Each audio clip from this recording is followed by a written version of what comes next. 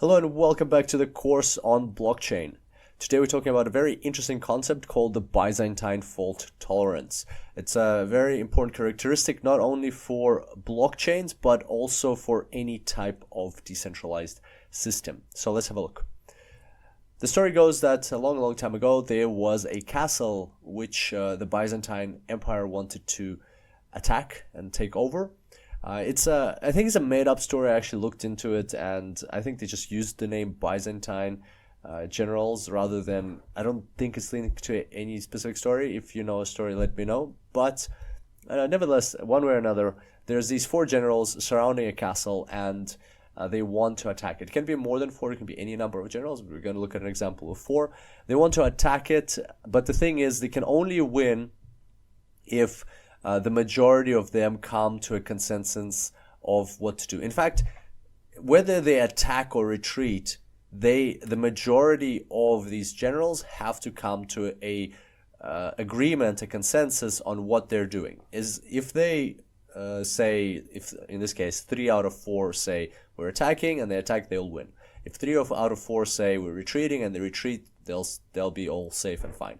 However, if they have chaos and they don't come to a consensus, they will be destroyed by the enemy, and that's how the problem stands. And so among these generals, there's one who is the main general, the commander of this army, and at the same time, there's also a traitor. So they don't know who out of these generals is a traitor. They could be a traitor. They might not be a traitor, but they could be, and usually there is. And so they don't know who the traitor is, and he's there to put some, like roadblocks in their way so that they actually don't come to a consensus. So the question is, how do they come up with an algorithm? How do they come up with a protocol, a consensus protocol, like running a bit ahead of ourselves into the next tutorial here. But how do they come up with an algorithm that will help them come to a decision despite there being a traitor? So let's have a look.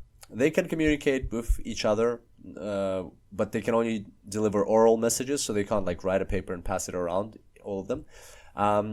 And yeah, so basically that's how they can communicate. And then let's say, for example, in this case, let's say that this general here is the traitor. There he is. And so what happens is the commander issues the order.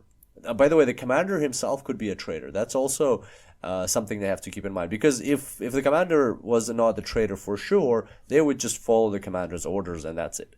But the commander could be a traitor. So from the perspective of any one of the generals, let's say if you're like this general over here, you don't know who out of the three is a traitor and you don't know who to trust. So you have to follow an algorithm that everybody agreed to in advance in order for this to work. And that's the question. So what is the algorithm? And what the algorithm is, the one that's proposed in the research paper that solved this problem. By the way, it sounds very trivial, but it's actually a very complex problem. There's it is, I wouldn't say very, very complex problem. It's a complex problem, and there's quite a in-depth mathematical proof to it, which includes, one of the specific cases is when there's 4 generals, but they prove it for any number of generals, and we'll see what the answer is just at the end. But for now, the algorithm that they're going to be using is they're going to just look at the majority of the messages that they get, and they're going to base their decision on that. So let's have a look. So the main general issues his order, and let's say his order is attack. It could be either. It doesn't really matter. Attack, retreat. Let's remember that as long as the majority of them agree on what to do rather than attack, or they don't have to attack, they can all agree on retreating. That's totally fine as well. But in this case, he issues an order to attack. We can get rid of these other arrows that are pointing back to the main general because they don't matter. He issues an order, and in this case, he's not the traitor. We'll have a look at when he's a traitor just now. But he's made up his mind. He doesn't really need to know what they're saying. Now it's between them to decide what are they going to do with this order. They don't know, is he the traitor, is he not the traitor? So what they've agreed is we're going to relay what the general said to everybody else, and then we'll take the majority of the votes. So the traitor, being the traitor, of course, what he says is, the general told me to attack, to retreat. Like the green arrows mean attack, red arrows mean retreat. The general told me to retreat. So this guy says to these two, the general told me to retreat. Then next one, this general says to everybody, the general told me to attack, because he is just saying what the general said. And then this one says, the general told me to attack too. And so now, can they come to a consensus? The question is, can they agree on something? Well, if you look at the majority decision, the general has already made up his mind, the commander, so he's attacking because he's issued that order. But now let's look at these ones. This general got 1 red arrow and 2 green arrows. So he's going to say, I'm attacking too. And then this one got 1 green arrow, 2 green arrow, 1 red arrow. So he's attacking too. And we don't care what the traitor decides, because he's a traitor. And because we already have the majority consensus. So based on that algorithm, they came to a consensus. More than half of them are going to attack, and so they will take this castle. They will win. Same thing if the general said we're all retreating, same thing would have happened. They would all just retreat, so they would come to a consensus anyway. So that's the case when one of the lieutenants or one of the non-commanding generals is a traitor. Let's have a look at the case when, this is quite fun. Let's have a look at the case when the main general is the traitor.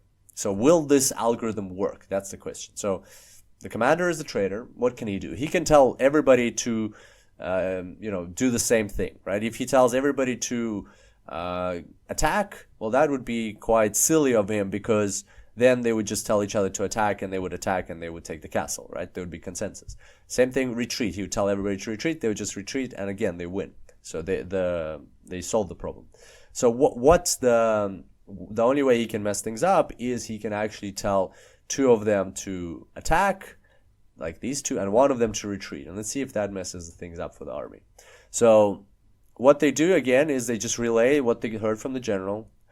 This one says, general told me to attack. This one says, general told me to retreat. This one says, general told me to attack. And now let's see if they got the consensus. So here they've got 1, 2, 2 out of 3. So he's attacking.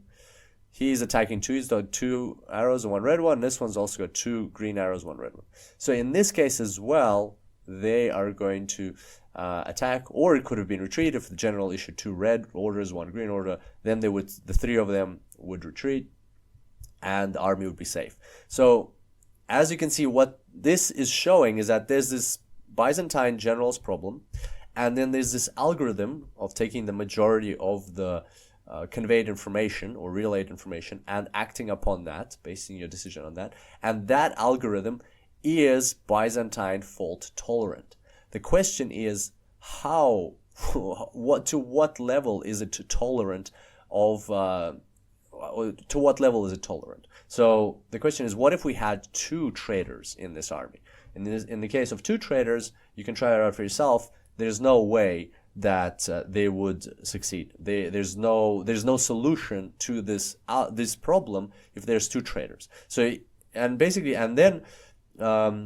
what they did in the paper is they mathematically proved that for instance, for this algorithm to work, you have to have no more than 30%, no more than 33% traitors. So 1/3 of the army of the generals cannot be, more than 1/3 cannot be traitors. So if you have 100 generals and they're all deciding, or let's say you have 10 generals and they're all deciding, if 4 of them are traitors, then that's it. You're not going to win. If 3 of them are traitors, then this algorithm works. And so that is the level of tolerance of this system in the sense of traitors. Now, how does this go back to blockchain or other systems that are decentralized, more technological systems? The thing there is that, for instance, in the blockchain, what happens? We might have somebody trying to attack the system, and we need to come up with a consensus protocol, like an algorithm like these generals came up with. We need to come up with a consensus protocol, which we'll be talking about in the next tutorial, which will allow us to protect the system from traders or from people trying to attack it and so on. And we want to make it as tolerant as possible. So we want to make sure that, you know, it's tolerant not only just to one attacker or two or three or five, so as tolerant as possible. And that's the whole concept of Byzantine fault tolerance. And this notion is actually used not just in blockchain, as we mentioned at the start of the tutorial. It's actually used in many different places. For example, it's used in airplanes, because you have all these systems talking to each other, all these what are called measurements coming through from different gauges and so on. And what if one or two of them fail?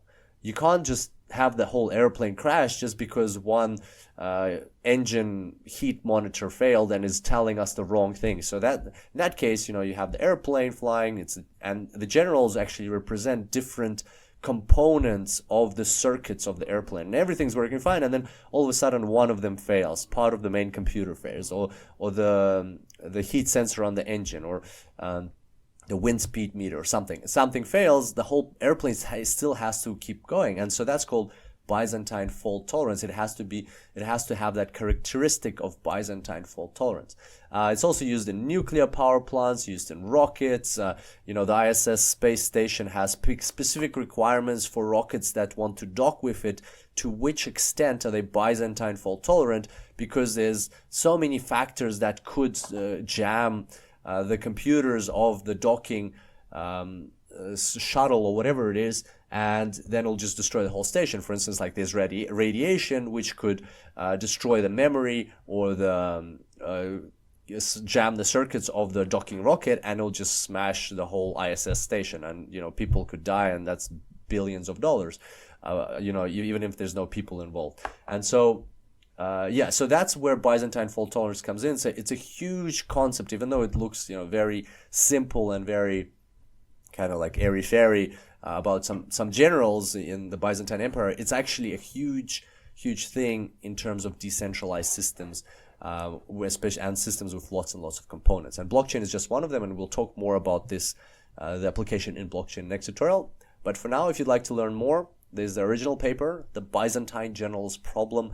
from 1982 by Lamport, Shostak, and Pease. Interesting paper, not very technical, but there is some like logical mathematical proofs if you'd like to go through it. And then there's a blog if you don't want to go through all the mathematics in this paper. Again, it's more logic rather than mathematics. It's actually quite fun. If you don't want to go through all the mathematics, then you can just check out the blog. It's called Understanding Blockchain Fundamentals Part 1, Byzantine Fault Tolerance by Georgios Konstantopoulos. And it's on Medium. The link's here. It'll also be in the notes for this course. All right, hope you enjoyed today's tutorial and picked up some new information on Byzantine fault tolerance. And yeah, I'll see you in the next tutorial. Until then, enjoy blockchains.